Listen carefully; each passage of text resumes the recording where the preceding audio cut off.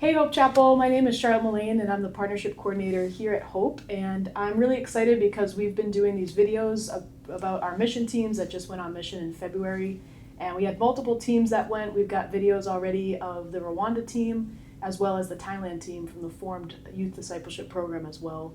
And so we're really excited to highlight another team today, the Little Lambs Guatemala team. And this is not their first time going, but we're really excited to have you guys sharing about your experience in Guatemala and just kind of what God is doing there and doing through you both. And so, yeah. So I've got Thea here and I've got Nathan here, and they're really excited to share about Little Lambs itself, but then also how we can be praying for Guatemala as well. So I'm going to kind of interview style with them the same way with the other teams, but we're hoping this video is an encouragement to you and also just brings your awareness to the mission need, to missions itself, and to Guatemala as a mission field. So yeah, I just want to start, Thea, if you want to explain a little bit about what is Little Lambs International, what is that organization, why the name, those kinds of things, if you want to share a bit about that. Yeah.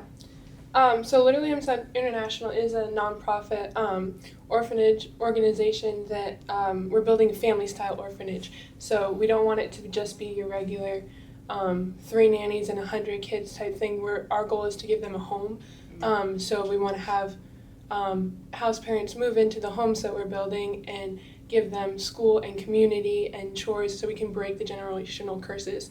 Little Lambs International, the logo is actually on my shirt. It's meant for the outer circle represents the broken world that we live in, and then the broken families that we live in, and then broken individuals, and just how when Jesus gets into the mix, it all we can start healing that way, and we can maybe not the families that we were born into, but for these neglected and abused and orphaned kids, we can be that home for them at Little Lambs. Wow, that's powerful. So it's a lot of like kid outreach and meeting that need of orphans primarily. Yes. Yeah. That's awesome. And how did you get involved? How did you hear about Little Lambs, and how did you get involved personally? I actually got involved because my mom was working for a company that supported it called KDI Landscaping in Rinch, and then I became friends with them, and since I've met that family, they've been trying to get me there. Cool. And every year that I've been trying to bring more people, and that's how we got involved. Oh, awesome. So how many times have you been to Guatemala now? This past February was my 3rd time. Okay, 3rd. And then it was your 2nd time going? Yep. Okay, awesome. And so this time around, what kinds of things did you guys do there, like with your February trip? So last year, we worked on the admin building, putting up drywall and all the framing. So we went back to that building this year and worked on painting all the rooms. Also putting up the tiling in the bathrooms and some fixing up the dirt around the building and planting some things. And then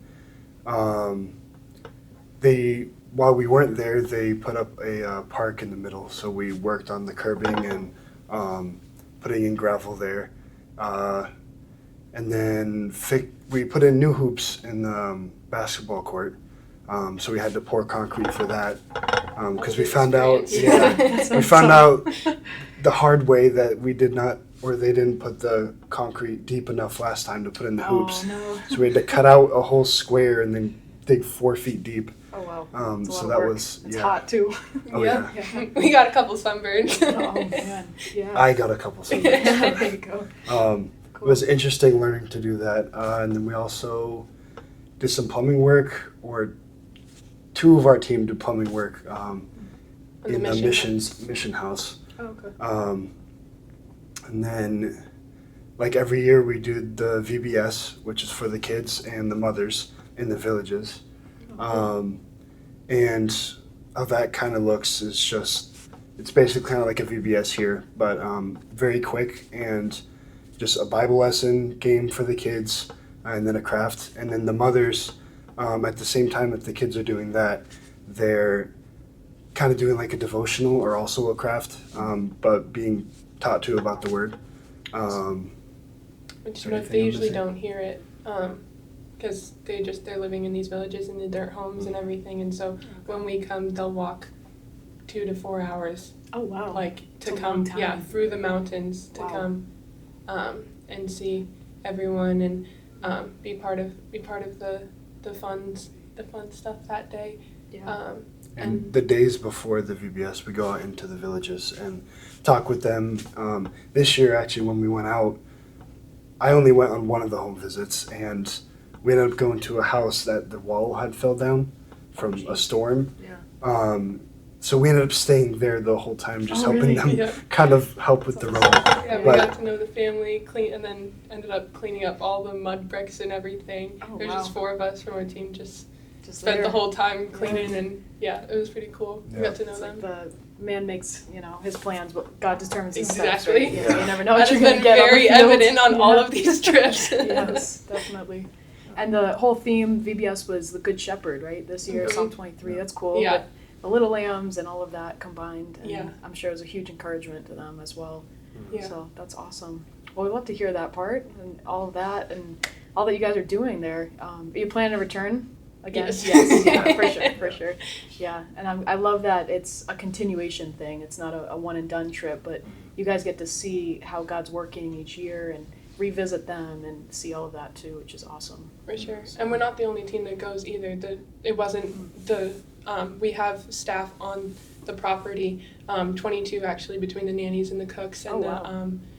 the gardeners and the guards and everything, which is really cool because we're able to employ villagers around the area. So that's 22 Oh, okay. families getting fed and provided Oh, wow. from Also, it's Little locals Lambs. who were employed Yes. there. Yeah. Okay, wow. And it sounds like a pretty big space. Is it multiple buildings? Is it, what kind of space are we working with? Yeah, I'm not sure exactly how many acres are there, but I know it's a A lot. It's lot kind of of like a land. big land. It looks Yeah, okay, it looks gotcha. like the size of like a small town. They Oh, basically wow. kind of That's own the into goal. the mountains. And And you said there's everything like a too, mission house, and then there's kind of like, is it lodging as well for mission teams? And, Yeah. Yeah. So the mission house has rooms for each of the orphans, and then the next floor is for all of the Oh, workers. wow. Okay, great. Or missions teams. And then I think Cool. downstairs also is the workers too. But Yeah, Wow. yeah. So the goal is to have the kids living in the homes with house parents, Okay. eventually. But right now, they're actually constantly talking about they need people to move down. They need more missionaries house to parents. move down there. Wow. House parents is one of the biggest needs that they have right now Wow. because they want to get these kids into homes as soon as possible. Wow. on What does the that property. process look like if someone, let's say someone watching was just like, maybe that's, I'm being called to Guatemala, I want to be a house parent. What does that look like? So I've actually asked these specific questions. So they want to have it be long term. It would look similar to foster care in America. Okay. So we would get in contact with Little Lambs International. I don't know, can we leave like the link Yeah, in the We could do description? a link, Okay. yeah, for sure. And then also like reaching out to me. You can see me at church Okay, on yeah, Sundays. for sure. We have contacts with two of the founders. Okay. And they would be happy to give you more information. But yeah, I asked him how long you would want house parents to be down there, like because the missionaries often go on sabbaticals or whatever. The goal is to have more than 5 years because these kids have already been through so many Yeah. changes and shifts and so much neglect and whatever, and so we want to have it be a steady home for them. Definitely, yeah. So 5 years is the absolute minimum, but we want it to be consistent. We want them to live there. Yeah. And then, so you'd be the house parents. Biological kids can live there also. I Oh, think they great. want up to 12 kids, including biological, so you can have whatever that looks like, however many biological kids you have. And if there's a need, and God will give us the capacity to take more and whatever. But yeah, so you would live in the house with the bio kids and with the Little Lambs kids. Wow. And sometimes those kids end up going back with bio family, whether that's parents, aunt, uncle, grandmother. We returned this year and there were only 3 I think 3 that or stayed. 4 kids that we've seen previously. Yeah. There were 3 boys that have been there all 3 years that I've been there. Wow. But They've we been had there since the beginning, or Alexis has. yeah. So there have been lots of shifts, which has been just Yeah. difficult to watch. Like we bond with these kids and whatever, and you go back. then we go back and they're not there anymore. And so I always ask like, oh, how's this kid doing? Like they're like, oh, he's safe. good, like their family's healthy, and then there'll be other kids like we don't actually know what's going on with them, and it's really heartbreaking. But that's what foster care in America is like too, and my family has experienced that here, and so it takes a big heart, but it's so rewarding and so worth it. Definitely. And it's kingdom work, really. Absolutely. You know? It's amazing. Yeah, they're God's kids, no matter Amen. whose roof they're living under. So. Yeah. So along that line, obviously that's a huge prayer need, I think, of just for God to provide house parents first, but also to provide for those kids who are going through transitions and just hard life, and orphans who haven't met the center yet, and those kinds of things. But are there other prayer needs that you guys know of in Guatemala or for Little Lambs International for them to be praying for as well? You want to talk about the water filters? I actually wasn't involved. Oh yeah, that's true. Because he was doing more of the construction work. So I was part of the team that every year we bring water filters out to the community while we're evangelizing and inviting them to VBS and everything. Cool. So clean water is a big one. It's hard to get employed just because they're living in the rough areas, and the 22 staff at Little Lambs is absolute minimum because it is a nonprofit, and so Little Lambs is always looking for more donors to be able to employ more locals, and also to be able to give these kids everything they need. So they do a lot of fundraisers. Actually, they sell their own coffee, which is really good. Very cool. Very good coffee. I do love coffee. Yeah. So he asked me today. Actually, he was like, "Would you sure want to buy a box? Oh, there you go. It's like, I'll look into it for Charlotte. sure. I'll talk to Charlotte. But yeah, so that's one of the things we do, and then we'll do walk for waters throughout the year. We have a triathlon every September, which is really cool. Okay. We were a part of that 2 years ago doing the. That's locally here? In Ringe. In Ringe, New Hampshire. Yeah, Mount Monadnock. Great. So he was doing the photography, and I was running the Little Lambs info table. Nice. But yeah, we should. And then we also do a golf tournament every year. Oh, very cool. In July. Okay. So there's a lot of opportunities to be a part of it, and then there's not, like, you don't have to wait until February to go on a trip. We can organize a trip anytime. Some of the boys who are actually here for the one conference want to get they want to get a group together specifically of young people to go in July.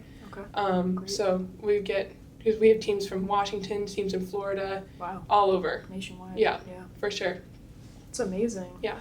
So it's exciting. I know you can't explain all of it in one interview kind of thing, but I think that gives us a good glimpse of all that they're about and what they're doing, and yeah, it's awesome. And Nathan, so now that you've been on mission, I know in London now, and now you've been to Guatemala twice, and so how has like missions and being able to go abroad and being able to be on the mission field in that way, how has that kind of shaped your view of God or shaped your view of missions itself?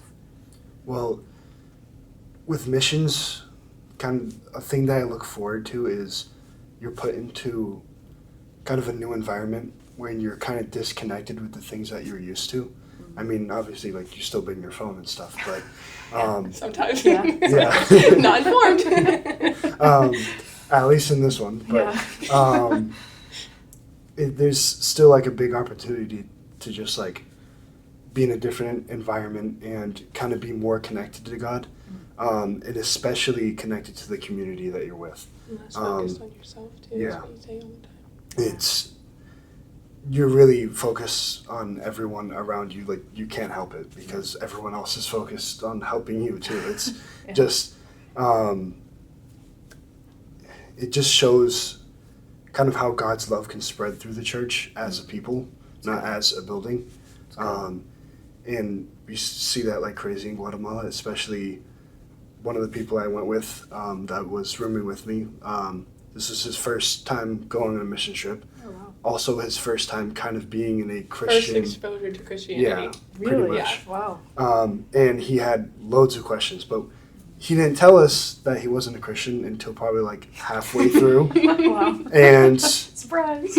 We couldn't tell because he had such a heart for the work he was doing there. Wow. Such a good work ethic, and became good friends with a lot of us there, and And it showed me how God can work through people without them even knowing it.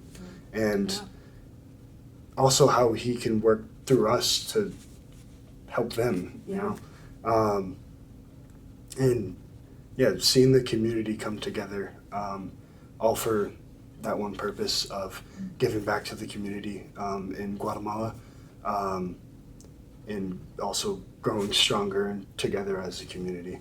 That's kind of my experience with God there, and it also really helped me like realize what selflessness really is. It's not only when it comes to helping everyone in the village or just helping the orphans, but really caring about everyone else in the group, which sometimes I have a hard time with. But yeah, That's awesome. Well, I'm so excited for you both. I mean, it's pretty amazing that you've traveled all over the world already, you know, at such a young age. And I think it's exciting that you get to come home and share your stories, but also already plan to go back out and be God's hands and feet, right? But even more than that, I think his heart, his voice, it's so many things, right, into the world. So thank you guys so much for sharing about your experience. I know if you guys want to ask them more questions, you'll see them around in the lobby and just at church, and feel free to do that. But we wanted to give you a little more of a glimpse of what they've been a part of with Little Lambs International. And we will link Little Lambs in the bio below, and you know, you can kind of click on that and learn more if you'd like, and especially if you might want to get a little bit more involved with some of their fundraisers or even maybe going as well. And so it's a real blessing. I love that Hope has set partners, but we also partner in so many different ways, you know, with so many organizations. And I want to thank the congregation as well for that, for supporting this work and supporting our partnerships and our relationships with other ministries around the world. So thank you for your support and your prayers. Pray for Guatemala, pray for these two as well as they continue to be on mission in their daily lives, but also abroad. And yeah, we're hoping that this was an encouragement for you. Maybe you're thinking about missions, or maybe there's ways that you can pray and give and go in different ways as well. So thanks for tuning in to this interview. And yeah, I think that's a wrap.